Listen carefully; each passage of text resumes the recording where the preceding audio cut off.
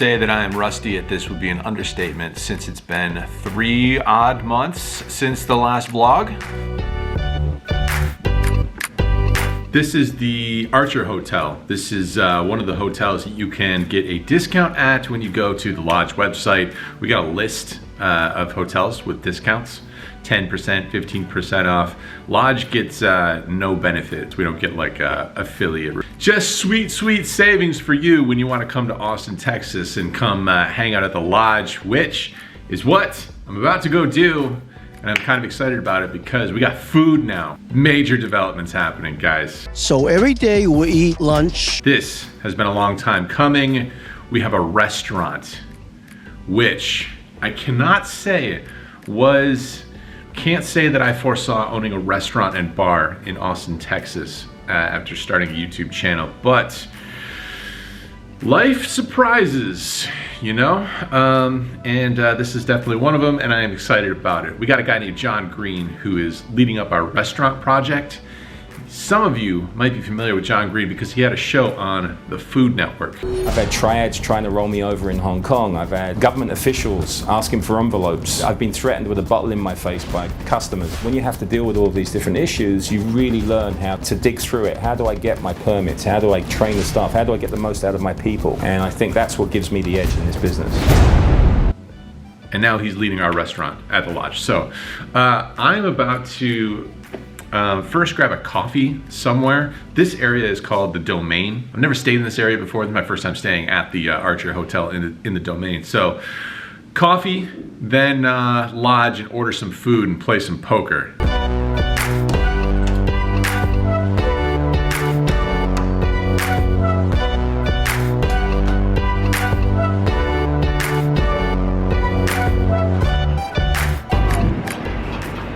It's a balmy 76 degrees out here, a little bit unexpected. Hoodie weather, maybe not.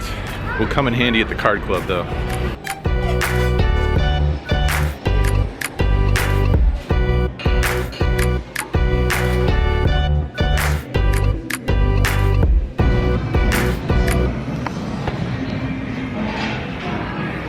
I definitely have a lot more exploring of Austin to do. For example, I had no idea that this street here was lined with all these bars.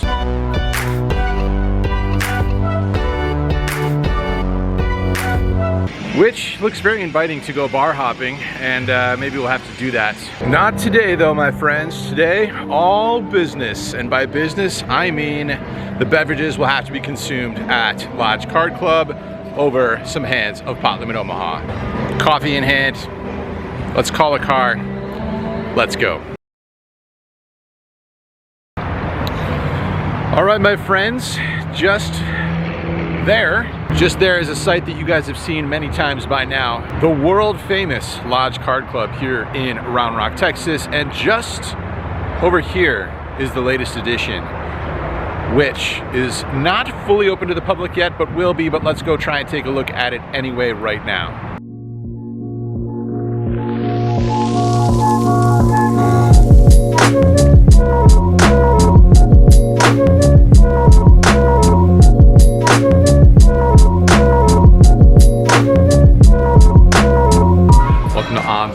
Bistro, but this is just a sneak preview because, as you can see, there's still a bunch of boxes that need unboxing. We're gonna have a big grand opening event. It's gonna be, can't wait. Literally been waiting for this for about a year now. It's been in the works. So things definitely underway, things happening here on this side of the operation.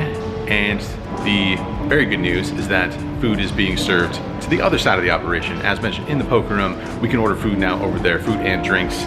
And I think I am going to go do that. Just wanted to give you guys a little bit of a sneak preview in here. Odds Bar and Bistro. Very excited about this. More to come from this side. Now, let's go to the other side.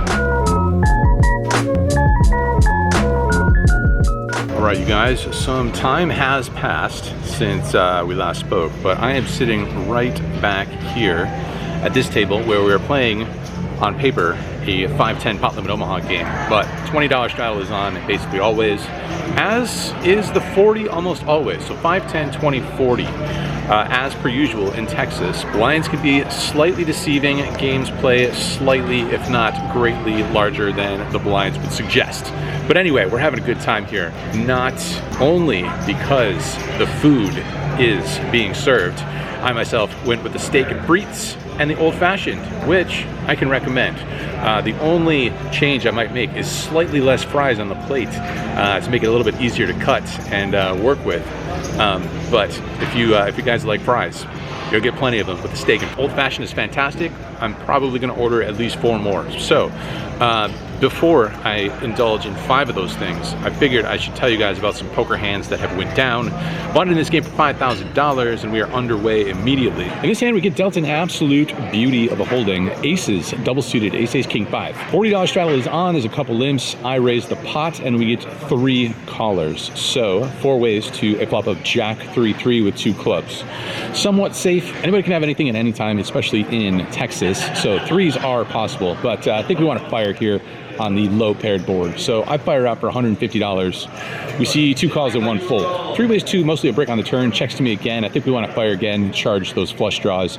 I bet out for $400 this time, and we see 1 caller and 1 folder. So heads up now to a river, which comes in offsuit 10. He grabs all his chips, checks it over to me, motions as if he's ready to call it off, stick the money in there. I don't know, there's a straight possible now. We still lose to like 3x and maybe the odd boat, but I just decided to check it, show down my aces up, and it turns out that is the best hand. We win the money in this hand, so off to a good start.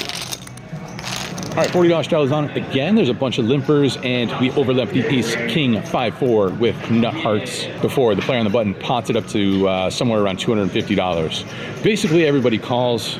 That means we are in there as well with our nut suit, and we go massively multi-way to a flop, as you do in Pot Limit Omaha. 8-5-3 with 2 hearts. That gives us a pair plus the nut flush draw. There is a player in early position who just open jams for 1,000-ish odd dollars. There's a player on my right who calls all in for 1,000-ish odd dollars, and of course we are also tossing in a banana chip for $1,000 with our holding. The rest of the players get out of the way. So 3 ways. We decide to run it twice for all these chips that are in the middle. First board, 9 of hearts, 10 of clubs. That gives us the nuts. Second board, jack of clubs, 3 of spades.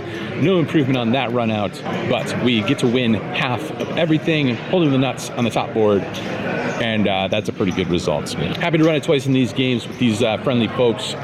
There's going to be a ton of variance in Pot Limit Omaha, especially in Texas, so running it twice, no issue there. All right, in this next hand, $40 straddle is on again, bunch of limpers, and we look down at the 5-4-4-3 double suited. Decide to overlimp on the button. This is bad play because we are basically always dominated every which way in this hand with this holding, but whatever. So massively multi-way again to 9-4-3 rainbow. That's middle set for us. Checks to me. I'm going to fire out here, bet 150, and we see 2 callers. Turns the 10 of spades, second spade. There's 1 check, and now the player on my right hops out of flow and fires out for $500. He's only got about $1,000 total in his stack, $500 left. So I just go ahead and min raise this up to 1,000. If this early position player then 3 bets the turn here, I guess we probably fold, but that's not what happens. He folds, and the player on my right calls it all in. Once again, we're going to run it twice, and the first river is a king of diamonds, second river is a queen of diamonds. He announces he had a straight draw, but these cards do not complete his straight draw, and we get to scoop this pot.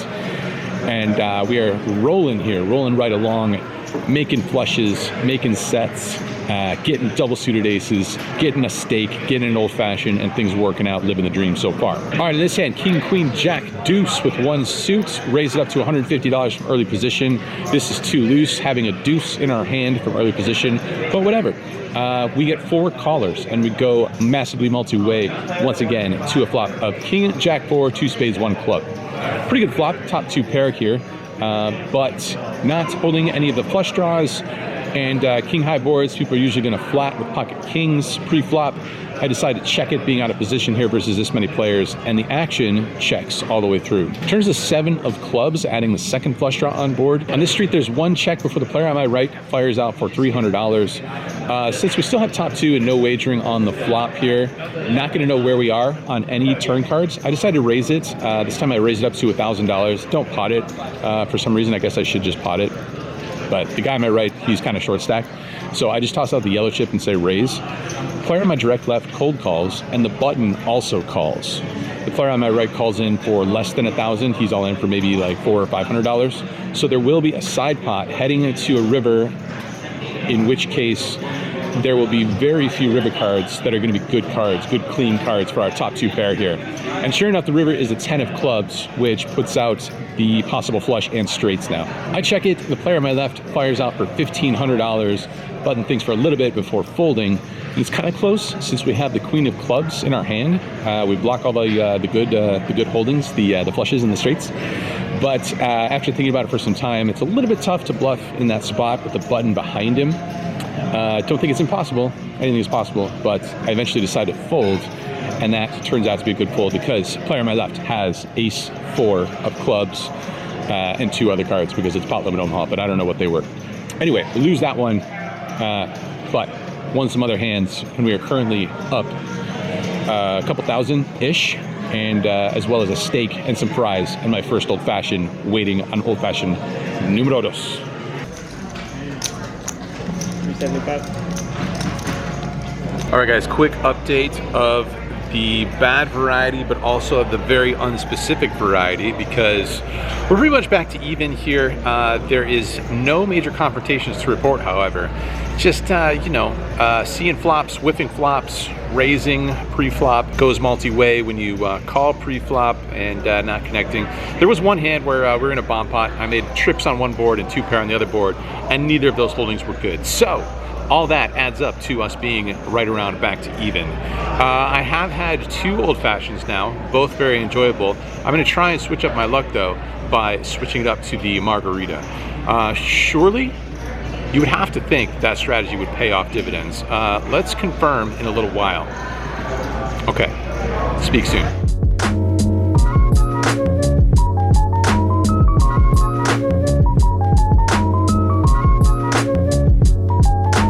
All right, guys, it is now more into the wee hours here.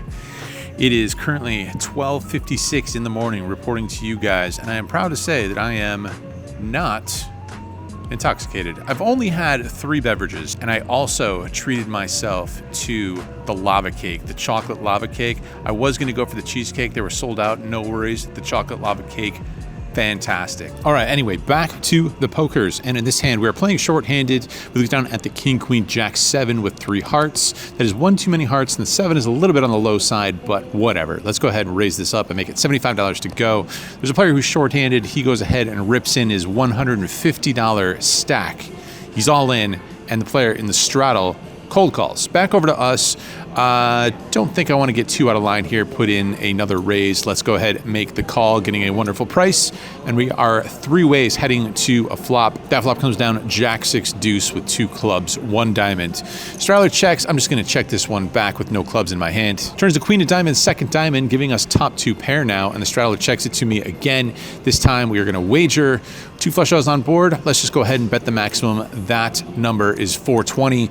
It's a lovely number. Let's wager it. And to my surprise, the straddler makes the call and then calls for a deuce. What do you know? The river is a deuce.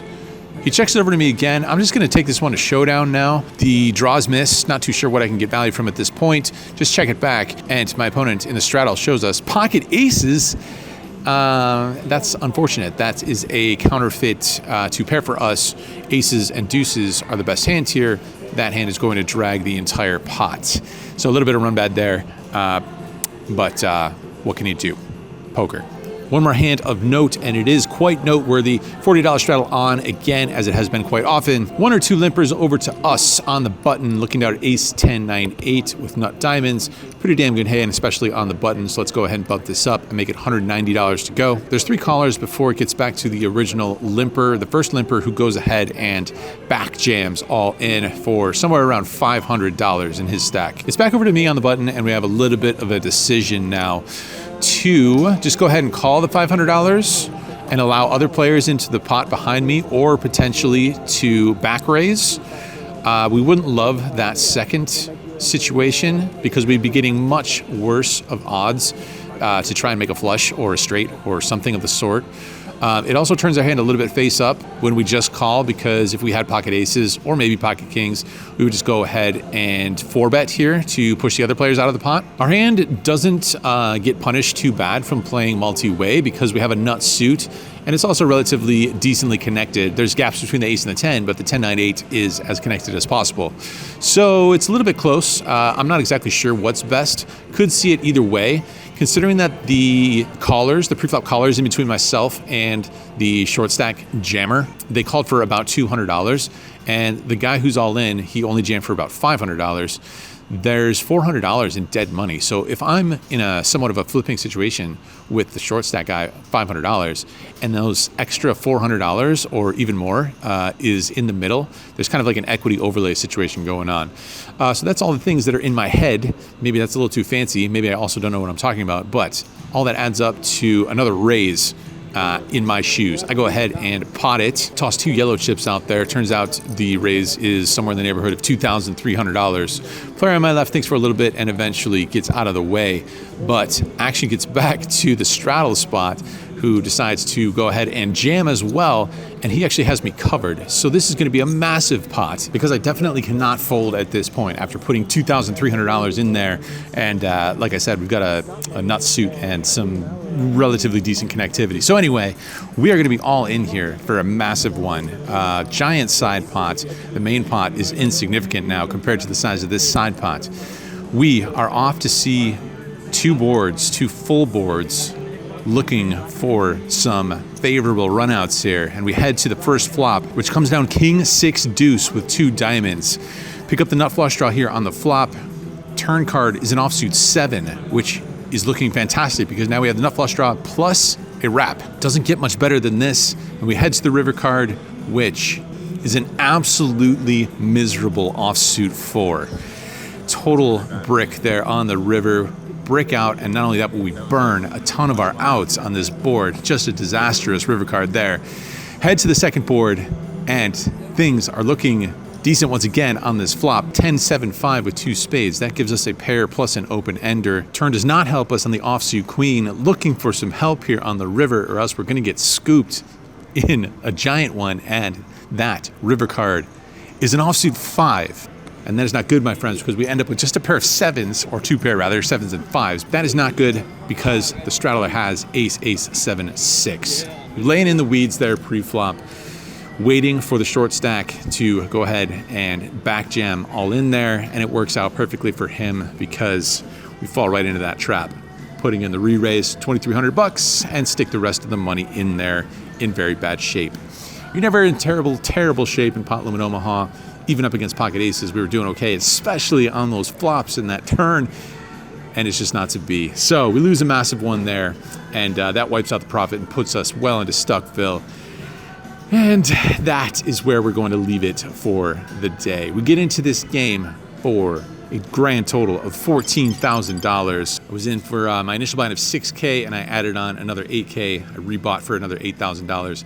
We do not cash out that much. We cash out $8,355, and that is going to be a loss of $5,645. Feel like I played probably not my A game, as is per usual for my poker play here at this fine establishment. But got a bunch more days here. I'm here until Saturday. Today's Monday. I'm going to put in a good amount of volume here, both enjoying the beverages and the food that is coming from Odds Bar and Bistro. And I'll be playing a lot more Pot Limit Omaha, plus a live stream session of No Limit Texas Hold'em, the 5, 10, 25, probably 50 variety on Friday. So much more poker to come. Now I have to get even or better, hopefully, fingers crossed. Revenge. I'm out for revenge.